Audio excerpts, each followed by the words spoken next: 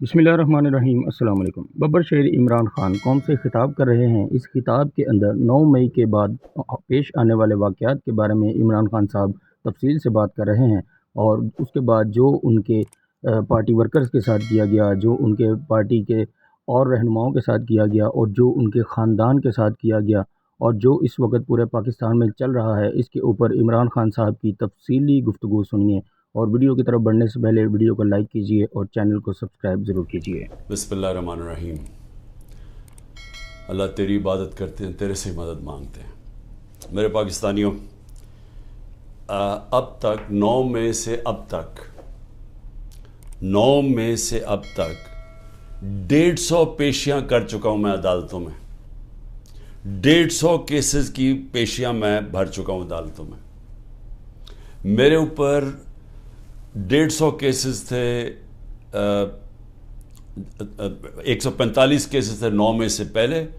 अब वो तकरीबन 165 पे पहुंच गए हैं, और वो जो नए केसेस हर रोज़ आ रहे हैं, तो ये बड़ी जल्दी मैं 200 केसेस पे पहुंच जाऊंगा। डबल सेंचुरी हो जाएगी मेरी। और सिर्फ घर से निकलता हूं, अदालतों में पेशी करके फिर घर वापस आता हूं। मैं ये आज आपके सामने ये चीज़ें क्यों रख रहा हूं?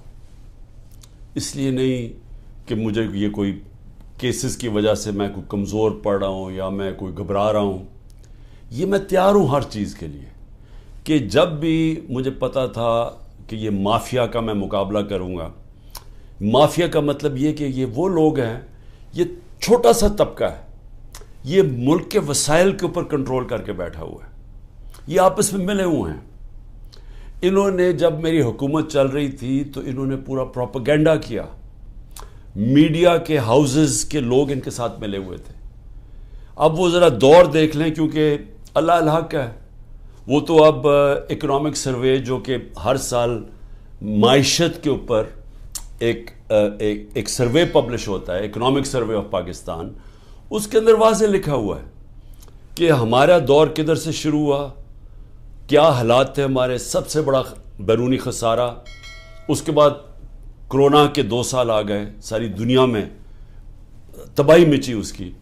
उस सब में से निकल के, यानी आखिरी 2 साल में जो हमारी हुकूमत की परफॉर्मेंस थी, वो इस मुल्क की तारीख में 2-3 दफ़ा ही हुई है। और वो जब हुई है तो उस वक्त डॉलर्स आ रहे थे अमेरिका के, क्योंकि हम अमेरिका की मदद कर रहे थे, या वो अयूब खान के दौर में सीटो सेंटो, या फिर ज़िया-उल हक के दौर में जो अफगान जहाद थी, और या फिर वॉर ऑन टेरर जो मुशर्रफ के दौर में थी।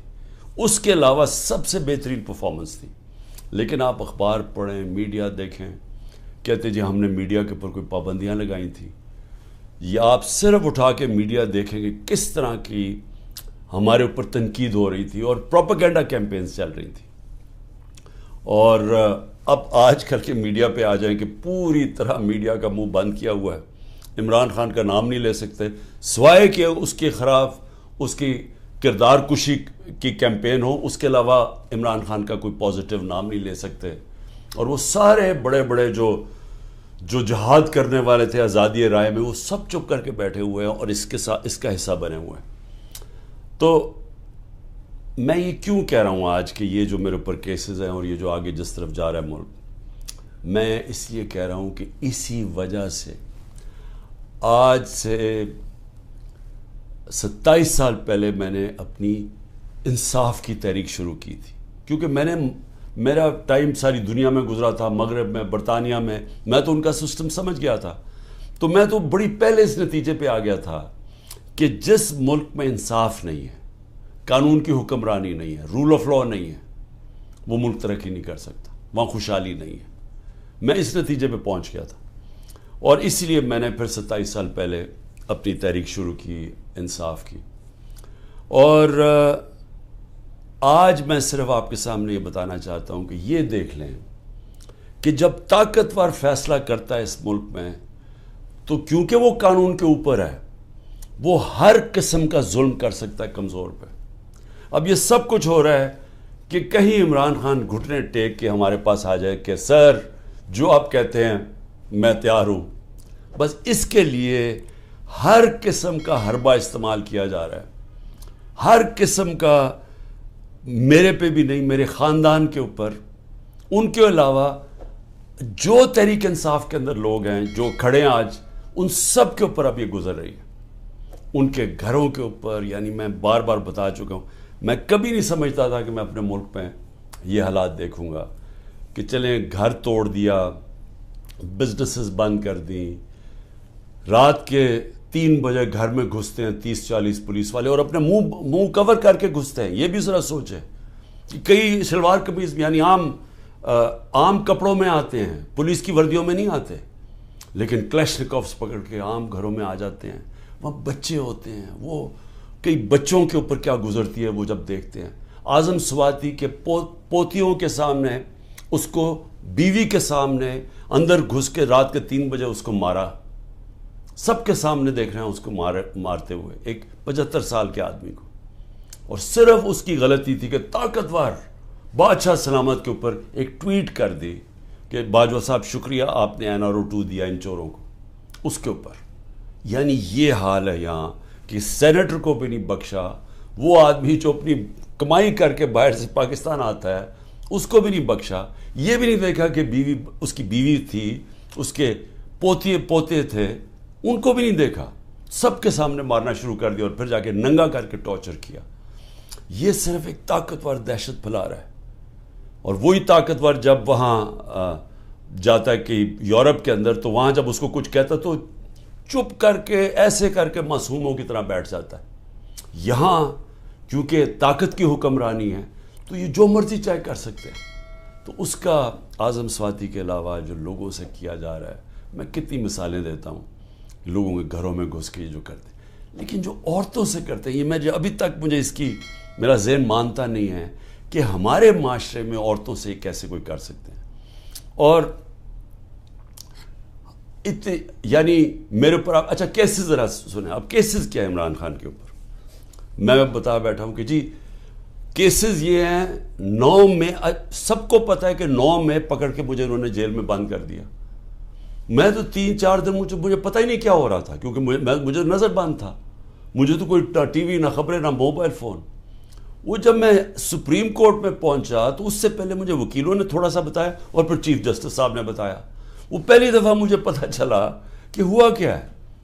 اور مجھے تب بھی پوری سمجھ نہیں آئی کہ اس کے پیچھے کیا ہم کر سکتے تھے، کیا ہوا، کچھ انتشار ہوا، کون سے ہمارے لوگوں نے جا کے توڑ پھوڑ جلایا. وہ تو مجھے آہستہ آہستہ پتہ چلا کہ ہوا کیا. اور پتہ چلا کہ پورا پلان بنا ہوا تھا.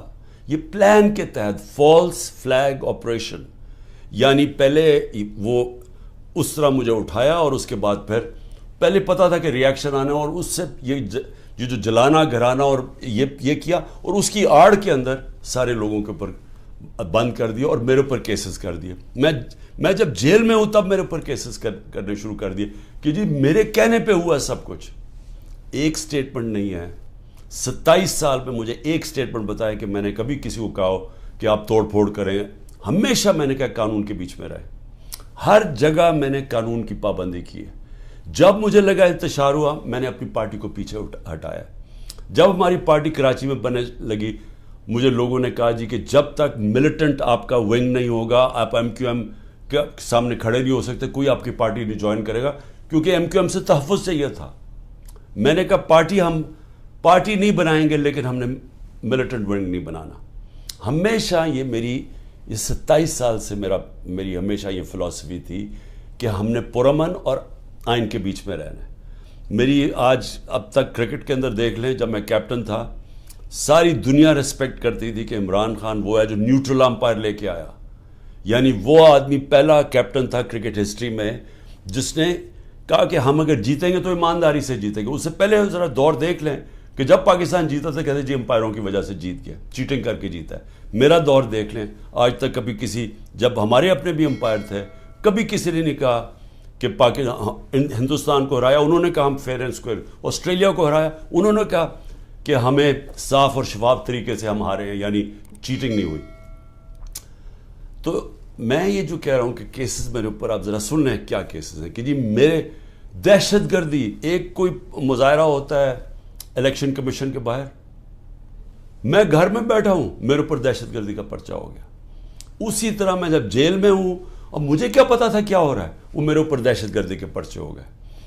میری یہ جو کیس ہے میرے اوپر القادر کا، یہ کیس کیا ہے؟ کیس یہ ہے کہ کیبنٹ ایک فیصلہ کرتی ہے اور وہ یہ کہتے ہیں کہ جی مجھے ذاتی فائدہ ہوا. ذاتی فائدہ کیا ہوا؟ القادر یونیورسٹی. القادر یونیورسٹی تو 7 مہینے پہلے شروع ہو گیا تھا کام اس پہ، وہ تو مکمل بھی پہلے ہو گئی تھی. تو مجھے کیسے اس کیبنٹ کے فیصلے سے فائدہ ہوا ہے، اور القادر یونیورسٹی سے مجھے کیسے فائدہ ہوا ذاتی طور پہ؟ یعنی شوکت خانم 9 ارب روپیہ اکٹھا کرتا ہے ہر سال، مجھے ذاتی طور پہ کیا فائدہ ہے؟ وہ تو ٹرسٹ ہے. اور اسی طرح کبھی کسی نے یہ نہیں پوچھا کہ جو انگلینڈ کے اندر جو NCA کی ڈیل تھی ملک ریاض کی، جو 190 ملین پاؤنڈ آیا تھا یہاں ملک ریاض کا، کسی نے نہیں پوچھا کہ اس کے اندر سے 18 ارب تو اس نے دیا تھا حسن نواز کو اس کا گھر خریدنے کے لیے. 18 ارب روپے کا گھر خریدا ہے 1 ہائیڈ پارک لنڈن کے اندر. پوچھا کسی نے کہ اس کے پاس پیسہ کدھر سے آیا؟ کبھی کسی نے پوچھا ہے کہ یہ جو ان کے 4 مہنگے مے فیئر میں اپارٹمنٹ ہیں جس کا انکشاف پینما کے جو دنیا میں انکشاف ہوا تھا، انٹرنیشنل انکشاف پینما کا، کبھی پوچھا ہے آج تک ان کے پاس پیسہ کدھر سے آیا؟ کبھی کہتے جی قطری خط دے دیا کہ جی وہ قطری کے شہزادے کے باپ نے اور ان کے میاں نواز شریف کے باپ نے کوئی فیصلہ کیا تو دونوں مار گئے، تو پتہ ہی نہیں کہ پیسہ کدھر سے آیا. پھر کبھی وہ کلیبری فونٹ آ گئی کہ ایک فراڈ کانٹریکٹ دکھا دیا، وہ اس فونٹ کے اندر لکھا ہوا جو اس وقت ایجاد ہی نہیں ہوئی تھی، وہ اس سے اگلے سال آئی تھی. وہ جھوٹ پکڑا گیا مریم نواز کا، وہ کوئی اس کے اوپر کیس نہیں ہے. کبھی کسی نے یہ نہیں پوچھا کہ وہ جو چودھری شوگر مل کا 80 کروڑ روپیہ دکھایا تھا کہ جی کسی دبئی کے بزنس مین نے بھیجا ہے، وہ دبئی کے بزنس مین نے نیب کے اندر لکھ کے دیا کہ میں نے پیسہ نہیں بھجوایا. تو یہ سارا منی لانڈرنگ کوئی انہوں پوچھتا نہیں ہے. میرے اوپر ڈالا ہوا ہے توشہ خانہ کا. توشہ خانہ میں ذرا پہلے یہ تو پوچھیں کہ آصف زرداری نے 3 گاڑیاں لی توشہ خانہ سے، نواز شریف نے 1، مریم نواز نے 1، جو کہ توشہ خانہ میں نے ڈکلیئر کی. گاڑی لینا غیر قانونی چیز ہے، گاڑی نہیں نکال سکتے آپ، کوئی پوچھ نہیں رہا ان کو. آصف زرداری کے اوپر وہ جو فیک اکاؤنٹ کیسز تھے، اربوں روپے کا پیسہ جو شروع کیا تھا طریقہ نواز شریف نے حدیبہ پیپر مل میں کہ یہاں سے چوری کر کے پیسہ ہنڈی والی سے باہر بھیجو، ادھر سے ریمیٹنسز دکھا کے پاکستان لے آؤ، وہی پیسہ بلیک کا پیسہ وائٹ کر لو. خود ہی قانون بنایا کہ جو باہر سے ریمیٹنس ہے کوئی سوال نہیں پوچھ سکتا. وہ حدیبہ پیپر مل کے جو کیس تھا اس کے اوپر BBC کی ڈاکیومنٹری بنی. اسحاق ڈار نے 164 کا بیان لکھوایا کہ کیسے وہ پیسے ان کے منی لانڈرنگ کر کے بھیجتا تھا. وہ قاضی فیملی جو لنڈن میں بیٹھی ہوئی تھی اس کا پورا بیان ہے. تو وہی طریقہ سارا ابھی تک وہ شہباز شریف کا جو ہمارے دور میں پکڑا گیا، ایک ہی تو ہمارے دور میں ہوا تھا شہباز شریف کا جو کیس، وہی شہباز شریف کے کیسز کہ یہاں سے 8 ارب روپیہ اس نے اس کے جو منگوایا وہ فیک اکاؤنٹ سے سارے، کوئی پاپڑ والا چینی والا. زرداری کا بھی وہی تھا. تو کوئی ان کو پوچھنے والا نہیں ہے کہ یہ اوپر بیٹھے ہوئے ہیں، یہ کیسز ہیں. اور عمران خان کے اوپر کیس کیا ہے کہ جی اس نے وہ القادر یونیورسٹی جو ٹرسٹ چل رہا ہے جس میں سارا پیسہ وہیں کا وہیں ہے، عمران خان کو کیا فائدہ ہے؟ یہ کیس بنایا. ابھی میری بہن کے اوپر کیس بنایا، یہ میں پھر سے بتا چکا ہوں. کہتے جی 6 ارب روپے کی زمین خریدی جب عمران خان پرائم منسٹر تھا. وہ چیک سے زمین خرید وہ پیسے دیے ہیں. وہ 6 کروڑ کی زمین تھی، 45 لاکھ روپیہ اس کے اوپر ٹیکس دیا ہوا ہے. وہ سارے چیکس ہیں. اور کب خریدی؟ جب عمران خان پرائم منسٹر نہیں تھا، جب حمزہ شریف چیف منسٹر تھا، اور جب یہ شہباز شریف پرائم منسٹر تھا. یہ تب زمین سارا چیکس کے اوپر ہے. اس طرح کے کیسز بنائے ہوئے ہیں. اب کیسز نئے بنتے جا رہے ہیں کہ جی جس نے بھی کوئی کچھ کیا وہ کہتا ہے جی کہ عمران خان کا بھی نام ڈال دو، تو ہر روز کو نیا کیس آ جاتا ہے. میں صرف آپ کو یہ اس لیے چیزیں بتا رہا ہوں کہ یہ المیہ پاکستان کا. کیوں وہ بیچارے جو کشتی میں جن لوگوں سے پوچھیں رشتہ داروں سے جو گریس میں یہ کشتی میں ہمارے کوئی 300 پاکستانی بیچارے ڈوبے ہیں، ان سب نے کیا کہا کہ ہمیں کوئی امید ہی نہیں نظر آ رہی. پاکستان میں ہمارے کوئی چانس ہی نہیں اپنے آپ کو اوپر لے جانے کا. یعنی وہ لوگ اس ملک سے امید چھوڑ کے بیچارے یہ نکل رہے ہیں، پیسے دیتے ہیں، قرضے اکٹھے کر کے نکلتے ہیں یہاں سے. یہ وہ لوگ ہیں. کیونکہ یہاں جو طاقتور ہے وہ جو مرضی کر لے، اس کو یہاں کا پاکستان کا انصاف کا نظام نہیں پکڑتا. اور یہ ہمارے سامنے اب بیٹھے ہیں سارے دن دناتے ہوئے، 30 سال سے جو ایک دوسرے کو چور کہہ رہے تھے، آج سارے اوپر بیٹھے ہوئے ہیں. کوئی ان کے اوپر کیسز نہیں ہے، ختم ہو رہے ہیں ان کے کیسز. کیس کس کے اوپر کر رہے ہیں؟ ان لوگوں کے اوپر جن کی پوری کوشش تھی کہ اس ملک میں قانون کی بالادستی لے کے آئیں. یہ جو لوگوں کے اوپر ظلم کیا جا رہا ہے، جو جیلوں میں بھرے ہوئے ہیں، جو ہمارے کارکن ہیں، اس گرمی کے اندر چھوٹے چھوٹے کمروں میں کھانا باہر سے لے جانے نہیں دیتے، ان کو اس طرح کر رہے ہیں جیسے کہ کوئی دشمن ملک کے لوگ ہیں. اپنے لوگ ہی نہیں ہیں، بلکہ دشمن ملک کے لوگوں سے یہ بھی نہیں کرنا چاہیے. تو یہ سارا کچھ ثابت یہ کرتا ہے پاکستان میں کہ جب تک ہم اس ملک کے اندر اپنا انصاف کا نظام نہیں ٹھیک کرتے، جب تک طاقتور اسی طرح ظلم کرتا رہے گا کمزور پہ، اسی طرح ہمارے غریب لوگ یہاں سے ملک سے کوشش کریں گے یہ کشتیوں میں باہر جانا، کیونکہ یہاں روزگار ملنا نہیں ہے. جب تک ہم انصاف کا نظام نہیں ٹھیک کرتے، یہاں سرمایہ کاری نہیں ہونے لگی، سرمایہ کاری نہیں ہوگی، نوکریاں نہیں ملیں گی، اور نوکریاں جب نہیں ملیں گی تو یہی حالات ہوں گے. غربت بڑھتی جائے گی، بے روزگاری بڑھتی جائے گی، جو بڑھ رہی ہے پاکستان میں. اور جو طاقتور ہے وہ اپنا پیسہ باہر رکھے گا. یہ ساروں کا، یہ جو میں نے نام آپ کو بتائے ان بڑے بڑے خاندانوں کے، سب کا پیسہ باہر پڑا ہے. ان کو کوئی فرق نہیں پڑا کہ روپیہ گرتا ہے، مہنگائی ہوتی ہے، ان کو فرق ہی نہیں پڑتا. ڈالرز میں پیسے پڑے ہوئے ہیں ملک سے باہر. تو میں آج اپنے پاکستانیوں کو جو آپ کو پیغام دینا چاہتا ہوں وہ یہ کہ دیکھیں، یہ جو اس وقت ہم جدھر کھڑے ہیں، یہ اصل میں ہے ہمارے مستقبل کی جنگ. یہ ہماری حقیقی آزادی کی جنگ ہے. میں پھر سے آپ کو بتا دوں کہ حقیقی آزادی انصاف سے آتی ہے، رول آف لا سے آتی ہے. جب تک ملک پہ انصاف نہیں ہوتا، رول آف لا نہیں ہوتا. اور اس کا بھی مطلب بتا دوں کہ طاقتور اور کمزور کے لیے ایک قانون جب تک نہیں آتا. برطانیہ کے اندر پرائم منسٹر کو اس لیے نکالا گیا، بورس جانسن کو، کہ جو قانون سب کے لیے بنائے ہوئے تھے اس کے اوپر وہ فالو نہیں کر رہا تھا. اور وہ صرف اس نے ایک گیٹ ٹوگیدر کی تھی، چوری نہیں کی تھی، صرف گیٹ ٹوگیدر کی تھی کہ سوشل ڈسٹنسنگ کی کرونا کے دور میں، اور اس نے اس کے اوپر عمل نہیں کیا. اس کے اوپر پرائم منسٹر نکلا. ہمارا یہاں دیکھ لیں کہ اوپر ابھی ایک ٹیپ، جو آڈیو ٹیپ آئی ہے، اس میں کیا شہباز شریف کہہ رہا ہے کہ مریم کے داماد کے لیے اس کی ہاؤسنگ سوسائٹی ہے، تو گریڈ سٹیشن لازمی ہوتا ہے. جو ہاؤسنگ سوسائٹی بنائے وہی گریڈ سٹیشن بناتا ہے. اور وہ کہہ رہا ہے کہ مریم کہہ رہی ہے کہ وہ سرکاری طور پہ بنے. یعنی 70 کروڑ روپے کا عوام کو نقصان پہنچا رہی ہے ٹیکس کے پیسے پہ، تاکہ داماد کا 70 کروڑ روپیہ بچ جائے. یہ اس کے کانورسیشن میں کہہ رہا ہے. اور وہ اس کا پرنسپل سیکرٹری کہہ رہے ہیں فکر نہ کریں جی، یہ ہم کر دیں گے. یعنی ملک کو 70 کروڑ روپے کا نقصان پہنچائیں گے، اور ان کو یہ جو اوپر خاص کلاس بیٹھی ہے اس کو فائدہ پہنچائیں گے. تو اس لیے یہ جو ہماری تحریک ہے، یہ پاکستانی ہو، یہ آپ کے مستقبل کی تحریک ہے، یہ حقیقی آزادی کی تحریک ہے. اس میں آپ نے نہ گھبرانا ہے، نہ دل چھوڑنا ہے. سب سے زیادہ پریشر تو میرے اوپر ہے، کیسز کے اوپر کیسز، جان کو خطرہ علیحدہ. لیکن میں تو کھڑا ہوں، اور آپ سب کو بھی کھڑا ہونا چاہیے گا. آپ سب کو یہ سمجھنا چاہیے کہ یہ اگر ہم اس وقت اپنی جد و جہد سے پیچھے ہٹے تو یہ ہمارے بچے ہمیں کبھی معاف نہیں کریں گے. اس ملک کا مستقبل ختم ہو جائے گا. اس لیے یہ اب ہے جہاد، یہ پولیٹکس نہیں ہے.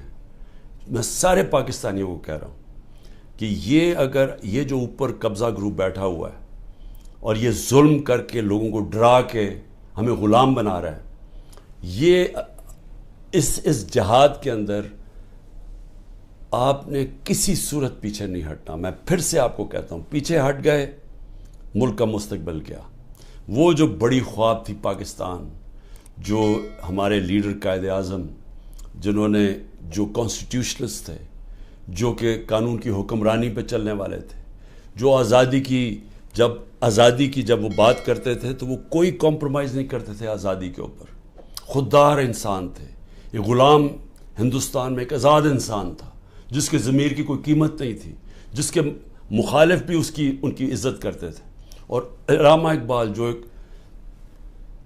کئی صدیوں میں ایسا ذہن مسلمان دنیا میں نہیں آیا جو علامہ اقبال کا تھا، جو انہوں نے تصور دیا تھا کہ ہم نے مدینہ کی ریاست کے اصولوں پہ ایک عظیم قوم کھڑی کرنی ہے، اور پھر بتایا کہ کیوں ایک زمانے میں ہم نے دنیا کی امامت کی، اور شکوہ اور جواب شکوہ میں بتایا کہ کیوں ہمارا اب زوال ہے۔ آج ہم ادھر ہی کھڑے ہیں، ہمیں وہی علامہ اقبال کی جو ان کی شاعری تھی، ہمیں اس کے اوپر ایک ایک شعر کے اندر کہ ہمیں انہوں نے پورا فلسفہ دیا ہوا ہے کہ آزاد قوم کی صرف پرواز ہے، صرف آزاد لوگ ہی اقبال کے شاہین بن سکتے ہیں، غلاموں کا کوئی مستقبل نہیں ہے۔ پاکستان زندہ باد۔